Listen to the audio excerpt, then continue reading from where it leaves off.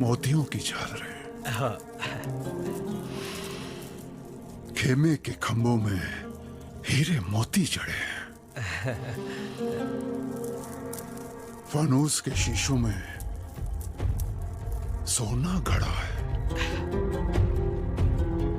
ऐसी ऐसी चीजें तो खुद बादशाह आदिल शाह के पास भी नहीं है।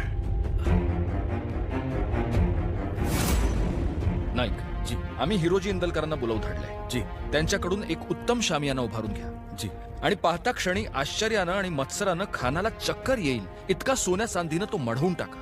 त्यानं तो अस्वस्थ होईल, त्याची एकाग्रता ढळेल. जी धनी पर एवढं सोनं नाणं म्हणजे अहो काकांनी खानाच्या फौजी बाजारातून जे जवाहीर आणले ते कशासाठी? पंत, हम आपसे बात कर रहे हैं. ये सामान कहां से पैदा किया? हुजूर, कशाला उगाच त्रागा करताय? काळजी करू नका, हे सामान जिथून आले आहे तिकडेच परत जाणार आहे.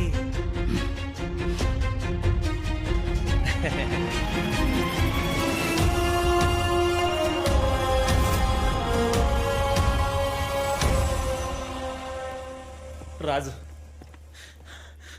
राज, राज, आमसने मी सांगते घ्या राज. तू मसने मी त्या राक्षसाच्या तावडता मी जाऊ द्यायचो ना राज. राज,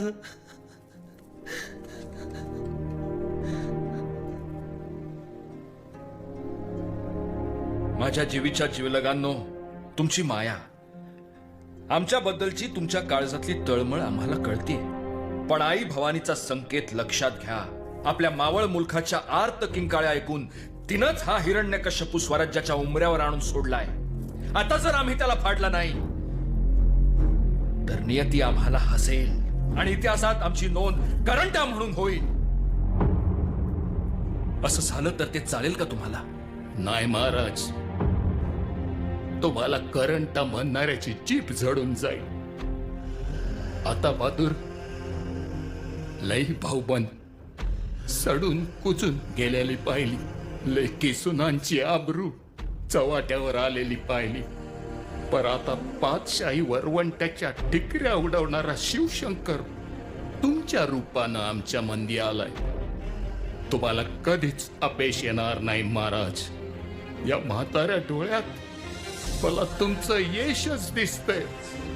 या महाराज, यशवंत होऊन या.